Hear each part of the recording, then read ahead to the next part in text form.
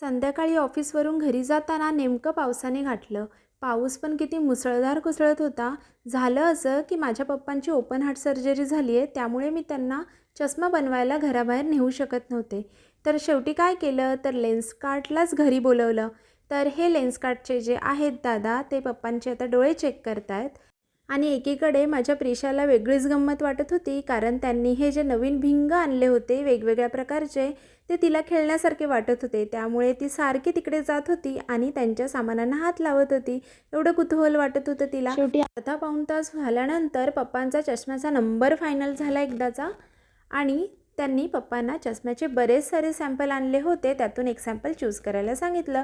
तर माझ्या पप्पांनी नेहमीसारखं प्राईस बघून सॅम्पल चूज केलेला आहे. अशा प्रकारे फक्त 99 रुपये देऊन पप्पांचे डोळे चेक केले. त्यामुळे मीही माझे डोळे चेक करून घेतले आणि मला कोणतं सॅम्पल आवडतं आहे का तेही पाहिलं. अशा प्रकारे 4000 देऊन आम्ही 2 चष्मे घेतले.